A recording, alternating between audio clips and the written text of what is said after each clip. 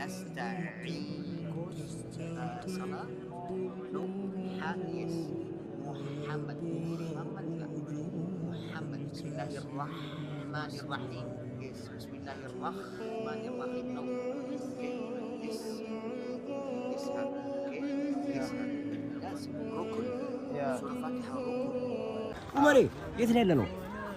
መስጊድ አልቁባ መስጊድ ቁባ ምን ይለያል? ረሱል አለይሂ ሰላቱ ወሰለም የመጀመሪያ መስጊድ አላሁ አክበር መች ገነቡት?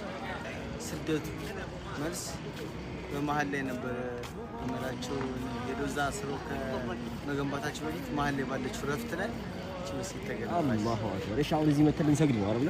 ኢንሻአላህ። ምን ጥቅም አለው አሁን እዚህ መስገዳችን?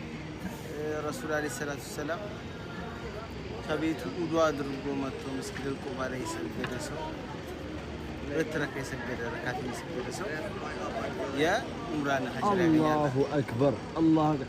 አሁን እኔ እናንተ ውዱ አድርገን ነው የወጣነው።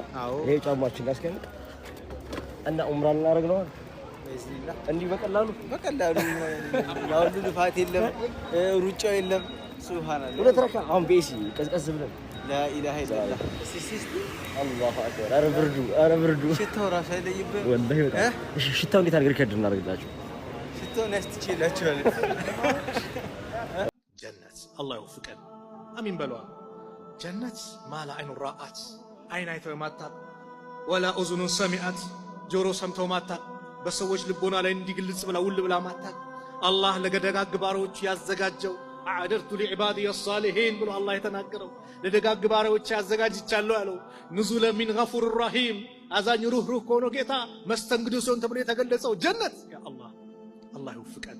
ለዚህም ነው አላህ መልእክተኛ ጀነትን በቀን 3 ጊዜ ለመነ ጀነት ራሱ ያ ረብ ጀነት አስገባው ብላ ትጠይቃለች። ከጀሃነም እሳት 3 ጊዜ በቀን የተጠበቀ ያ ረቢ ከጀሃነም ጠብቀኝ ብሎ ዱዓ ያደረገ ጀሃነም ራሷ ጠብቀው ትላለች። ስለዚህ ዋናው ህልማችን ምናችን ጀነት ነው። ጀነቱል ፊርደውስ ከጀሃነም እሳት አላህ እንዲጠብቀን ዱዓችን ሊሆን ይገባል። አንድ ሰው ላ ይስዱቁ ሐታ ይክተበ ኢንደላሂ ሲዲቃ አንድ ሰው እውነት የሚያዘወትር ከሆነ ከእውነት ጋር የሚኖር ከሆነ አላህ ዘንድ እውነተኛው ተብሎ ይጻፋል። ሰማይ ውስጥ የሚታወቀው በእውነተኝነት ነው። ሱብሃንአላህ። እስቲ አስቡ። እከሌ ማለት እውነተኛ ነው፣ በቃ እውነቱ የሚናገር ነው፣ ከሱ ውጭ እውነት የሚናገር ማንም የለም ተብሎ ሲነገር እውነተኛ አላህ ይጠብቀን። ደግሞ ወኢነል ከዚባ ውሸት የህዲ ኢለል ፉጁር ወደ አመጾች ይመራል። ወኢነል ፉጁራ ፉጁር ደግሞ የህዲ ኢለል ናር ወደ እሳት ይከታል። ያአላህ እሳት ማን ሊችለው? ወቁዱሃ الناس ወልሂጃራ ማገዷ የሰው ልጆችና ድንጋይ እኮ ነው የተባለው። የዱንያዋና የአኺራዋ እኮ አገናኝም 99 እጥፍ ትበልጣለች የአኺራዋ። አንድ ክፍሏ ናት እዚህ ያለችው። እሷንም እኮ ማን ነው ስትችለው እጁን እሳት ላይ የሚያደርገው ዱንያ ላይ። የአኺራው ደግሞ የከበደ ነው፣ ወደ እሳት ይመራል አሉ የአላህ መልእክተኛ። ወኢነ الرجل لا يكذب حتى يكتب عند الله كذابا አንድ ሰው ውሸት የሚያዘወትር ከሆነ አላህ ዘንድ ውሸታም ተብሎ ይጻፋል። ውሸታም። ሰላም አለይኩም ወራህመቱላሂ ተዓላ ወበረካቱሁ። በህይወት ጉዞህ ላይ ምድር ላይ ስትኖር ጨማሪ እንጂ ጭማሪ እንዳትሆን፣ አጋዥ እንጂ ሸክም ላለመሆን ጥረት አድርግ። ነቢይ መሐመድ ሰለላሁ ዐለይሂ ወሰለም ሕያው በሆነው ንግግራቸው ላይ ከላይ ሆና የምትሰጥ እጅ ከስር ከምትቀበል ትበልጣለች ይላሉ። ከላይ ለመሆን ሰጭ ለመሆን ለምድር ሸክም ሳይሆን አጋዥ ለመሆን ሲያነሳሱን ነው። ምድር ላይ በየትኛውም ሂሳብ ሸክም እንዳትሆን፣ የቤተሰብ ጥገኛ ለመሆን የቤተሰብ ጥገኛ ላለመሆን ጥረት አድርግ።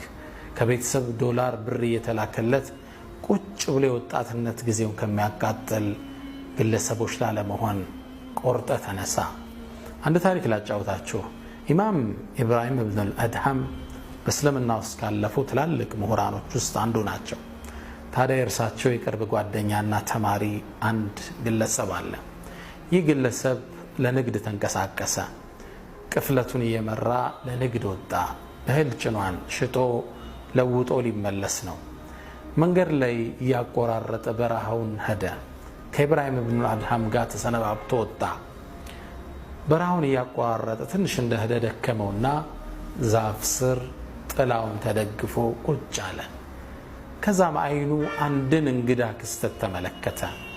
እርሱም አንድ አይኑን ማይ አሞራን ሌላ አይኑን ማይ አሞራ ከርቀት እየበረረ መጥቶ ምግብ ሲያጎርሰው ተመለከተ። ሱብሃንአላህ አለ፣ ተገረመ። ይሄ የአላህ ተአምር ነው አለ። ይሄን ማይ አሞራ በማይ አሞራ የሚመግብ ጌታ ነው እንዴ ያለኛል? ታዲያ እኔ ምን አደከመኛል?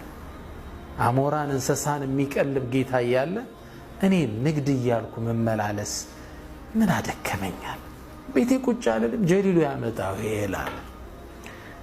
የያዘውን ቅፍለት እየመራ እንደገና ወደ አገሩ ተመለሰ። ንግዱን ትቶ ወደ አገሩ ሲገባ ታላቁን መምህር ኡስታዝ ኢብራሂም ኢብኑል አድሃምን አገኛቸው። ከምን ጊዜው ተመለስክ? መቼ ሽጠ ነው መቼ ተመለስከው አሉት።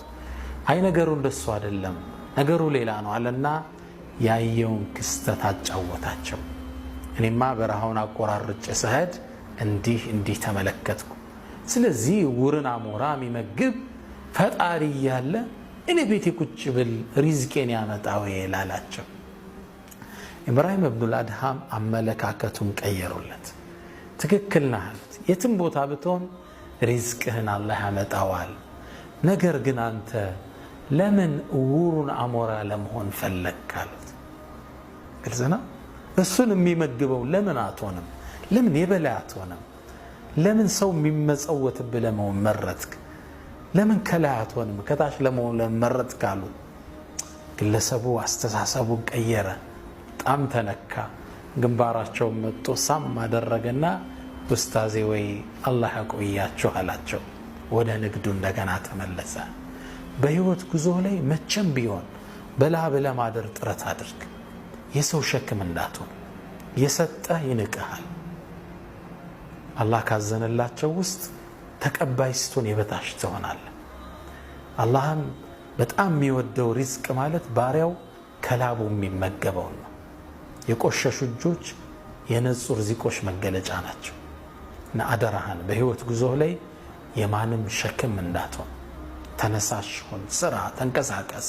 የሚላክልህ ብር ካለ እሱን ወደ ስራ ለውጠው። ነገ ይሄ ጉዳይ ላይቀጥል ይችላል። ነገ ሁሌ የሚሰጥ ሰው ሊሰለችህ ይችላል። በህይወት ጉዞ ላይ ሰጭ እንጂ ተቀባይ ላለመሆን ጥረት አድርግ። ምድር ላይ አጋዥ ረጅ እንጂ የምድር ሸክም እንዳትሆን። ሙስጠፋ ሳዲቅ ራፊዒ ምን ይላሉ? አንድ አባባል አላቸው። ኢዛ ለም ተዚድ አንተ ፊ ዱንያ ፈአንተ ዛኢዱን ዓለይሃ።